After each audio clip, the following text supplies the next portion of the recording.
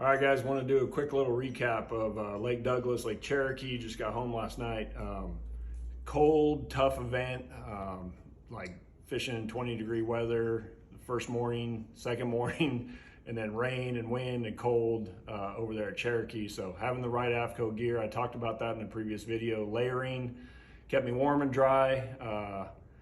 But overall, it was a good week. Practice was really tough. I tried to cover the whole lake and get a idea of what stage the fish were in, and it just really, man, it was tough. It was tough to get a bite, and I found one big creek on Lake Douglas, and I just said, you know what, there's a lot of water in here.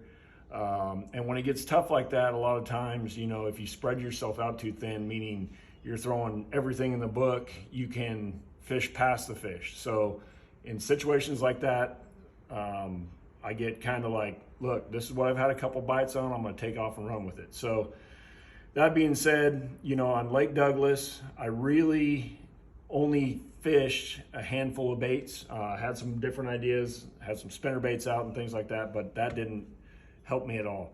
So basically in the mornings, I'd start out when the water temp was cool and it was cold out and throwing a jerk bait. So I had two of them. For shallower water, this is my setup right here.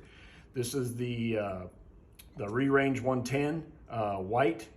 And I had this rigged on 14-pound, right here, 14-pound crank FC, just to keep that bait up a little higher. Some of these shallow little rock points, or, you know, if I was fishing a long extended point and wanted to keep that bait shallower, that's why I went with 14.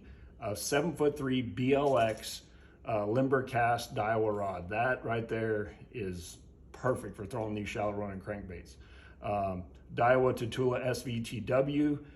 Helps prevent that backlashing, making bombing casts, because a lot of times, you know, you had to, those fish are smart, they're used to boat pressure and stuff, so making long casts was important. So then when I got to a little bit deeper water, what I did was I went to the 110 MR. So this one dives by Jackall. This one dives down to 5 to 8 foot, right in that range. And what I did is I put a little Chartreuse line down it. Some of the water I was fishing was a little bit stained. We had some overcast conditions. So I mean, that's a mental thing for me, kind of like a Chartreuse shad, if you will. 7'4" Limber Cast BLX rod. Like I said, this is a deeper diving bait, so I needed just a little bit, you know, more of a medium heavy bend in that. And that really helped me put some key fish in the boat, especially in the morning time. Daiwa SVTW, 12-pound crank FC by Sunline, just because I wanted to get that bait down deeper. No problems with the line. I think I only lost one bass the entire event, and that was my fault. I tried to boat swing a 3.5 pounder, which you don't do, but I didn't want to get my gloves wet. And then, you know, when the water got warmer, a lipless bait is, man, I catch a lot of them on a lipless bait. It's one of my favorite ways to fish. This here is a Jackall TN60. That's a custom color I had painted for back in California, some of my little lakes. It's kind of like a silver Chartreuse bottom. Trokar EWGs, very important on lipless baits like this. Never lost a bass on this. Day two, round two of the qualification round, I caught a 4.6 and a 3.11. which ultimately propelled me into the knockout round. 14-pound crank FC, once again. If you throw 16, this is a smaller bait, and it's only, I think it's right around a ½ ounce. So I didn't want to have 16 or 18 and keep that bait up too high, even though I was fishing 1 to 3 foot with it. And then the rod and reel setup. 7'2" glass cranking rod.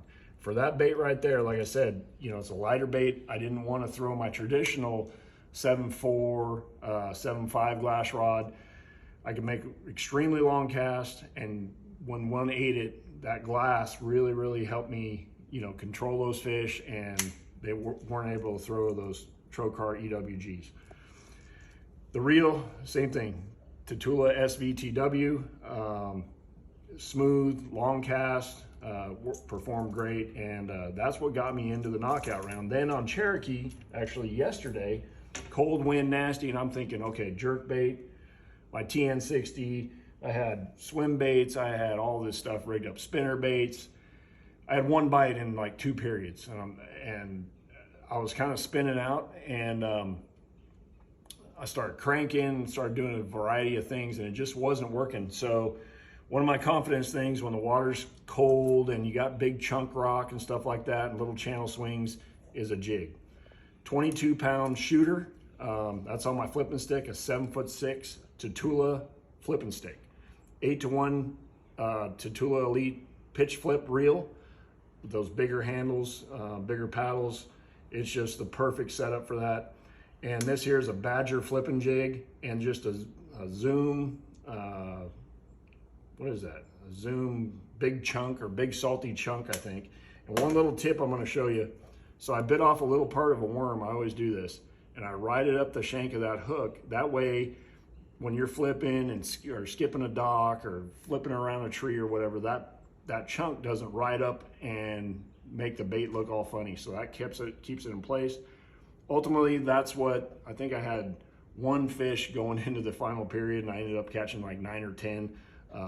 That's what got it done. Again, the Badger flipping jig, 22-pound shooter. It's a lot of fun. I just didn't get a good bite. You know, I think I finished 11 or 12 ounces out of making the championship round. But if I wouldn't have been so hard-headed the first couple rounds, maybe I would have got a bigger bite flipping the jig on rock. So anyway, getting ready. We got Lake Murray coming up next. That's going to be a fun event. So stay tuned. Hit me up if you have any questions.